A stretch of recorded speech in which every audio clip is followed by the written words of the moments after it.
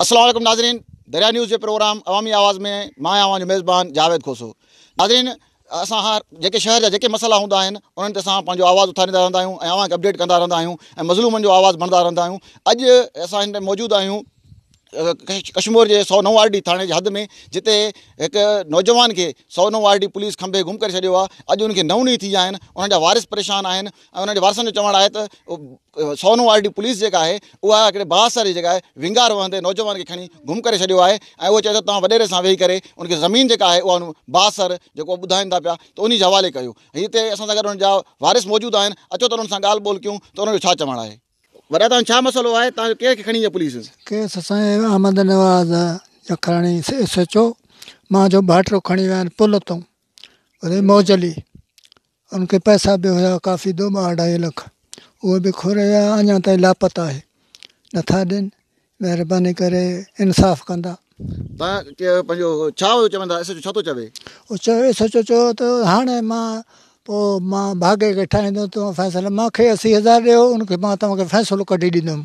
फ़ैसिलो बि असां कोरान लॻ हिकिड़ो ॾिनो आहे, ॿुधोई उहो काग़ज़ात असां वटि आहिनि। खामखा गिरनि था ईअं हासकार पार्टी जे हिसाब सां। नौजवान जे मथां को केस दाख़िल थियल आहे? कोन साईं, अॻु हुया सभु बरी थी विया, इन्हनि जा न हुया। ईअं बसि कूड़ धूड़ केस हुया, जान छॾियोसीं जज खां।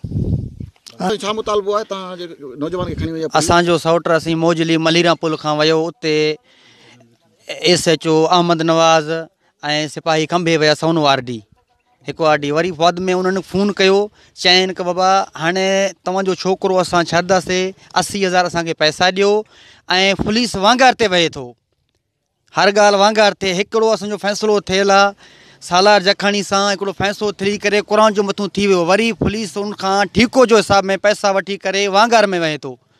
असांजो महिरबानी सिंध IG SSP कश्मीर अमजद शेख असांजो इंसाफ़ करे वञे, असांजो इहो वर्स असीं।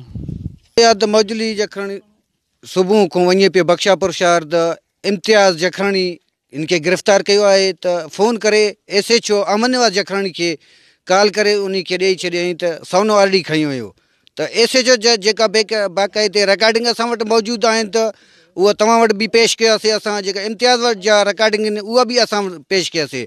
IG सिंध DIG सिंध खे अपील आहे त SSP अमजद शेख साहब खे अपील आहे त मौजली जखराणी खे जल्द जल्द बाज़ियाब कयूं वेंदा। 4 तारीख़ उन्हनि गिरफ़्तार करे छॾियो आहे, अॼु 9 ॾींहं आहे त उहो बाज़ियाब न थी सघियो आहे। साईं कोर्ट ते अपील था करूं त मौजली जखराणी खे जल्द जल्द उनखे बाज़ियाब कयो वेंदा। साईं नंढो ॿार अथसि, साईं हे पुटु, उहो बि रोईंदो पियो अथसि पंहिंजे पीउ जे लाइ। साईं हे पुटु अथसि सर, हे पुटु त रोईंदो पियो अथव पंहिंजे पीउ जे लाइ। साईं हे पुटु अथसि, जल्द जल्द मौजली जखराणी खे बाज़ियाब कयो वेंदा। महिरबानी सर।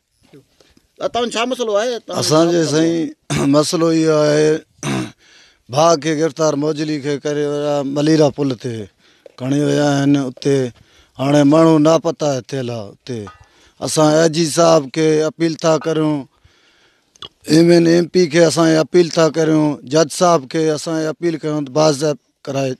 असांजो माण्हू सख़्तु असां परेशान आहियूं, ॿार बच्चा परेशान आहिनि, नंढा ॿार तव्हां पाण ई ॾिसो था। असांजो इहो मुतालबो आहे। जी नाज़रीन, अवां नौजवान मौजली जखराणी जे वारसनि जूं ॻाल्हियूं ॿुधियूं। उन्हनि जो चवणु आहे त 9 ॾींहं अॻु 109 RD पुलिस जेका आहे उनखे खंभे खणी गुम करे छॾियो आहे ऐं उहे चवनि था त उनखे ज़मीन जो जेको आहे फ़ैसिलो कयो ऐं ज़मीन जेको आहे उहो असांजे हवाले कयो। जेको हिकिड़ो बासर आहे सालार जखराणी जंहिंजो नालो ॿुधायो वञे थो, उहो बासर जी विंगार वहंदे पुलिस जेका आहे हिननि खां रिश्वत बि घुर करे रही आहे ऐं हिननि जो मुतालबो आहे IG Sindh DIG Larkana RPO Sukkur ऐं SSP कश्मीर अमजद शेख साहब खां ख़ासि करे हिननि मुतालबो कयो आहे त इंसाफ़ फराहम कयो वञे ऐं बासर जे जेका आहे ज़ुल्मनि खां ऐं पुलिस जी जेका विंगार वहे थी पई उनजो नोटिस वरितो वञे ऐं हिननि खे तहफ़ुज़ फराहम कयो वञे। नाज़रीन, वरी कंहिं ॿिए इशू सां गॾु थींदासीं। ॾींदा इजाज़त। अल्लाह वाही।